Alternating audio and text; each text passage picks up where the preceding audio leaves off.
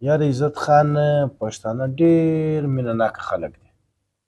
یاره غاجانه مینه ناکه دي خو ناپوه دي. او هغه څه رقم ناپوه دي ته وایي؟ یاره زموږ د کور سره بلوڅانو کور دی.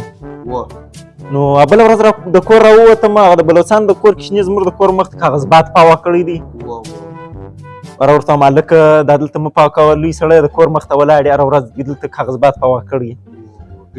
وایي ماما بخښه کوه زه در ملامت یم نه دی. ولاړی نن سهار راووتم وروره د سید نبي کاکو زوی نه دی، ورور د کور مخ ته ولاړ دی ګوډی دی دی کوي کاغذبات. ورته وایم هلکه دا دلته مه پاوه کوه. هلکه څو ورځې مې درته ویلي دي چې لوی سړی دا زموږ د کور مخ ته ګوډی مه پاوه کوه. ولې پاوه کوم؟ څنګه خود پاوه کوې؟ ولې چې ناکه د خبر کوم چې خوله وپاله دي سره د ګډ بار کې زړه کې پټاو توبه خدایه دا مې د نن سبا نیک شران دي.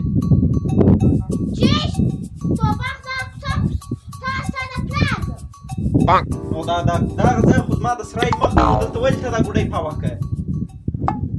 ولې پاوه کوم په ګران پاوه کوم ستا زما په ګوډي څه باره زه حیران شولم باره مال رښتیا چې لویه په کور کوي کوچنیان یې پر بېبان کوي. نو دغه یې د ناپوهۍ وجه وه یاره. یاره دا خبره خو یاره کېدی نه سبا خو اوس دا ګوره پښتانه وایي د لاس په ګوتې کې هم فرق شته.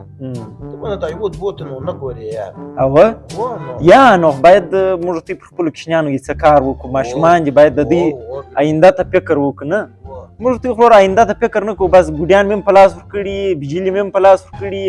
د دې پر ځای چې بجلي په وکړو باید مکتب سکول یې واستوو. سکول تعلیم ډېر ضروري دی یاره. نو دا خبره وه یاره. اوس خو به دې اقرار کړی یې. سر په خلاص بس پښتانه بیا وایي وایي جنګ یا پر کوچني دی یا پر سپي دی. نه پښتانه خو دا دغه به موږ دوی بلا د ذهنه څه باسو.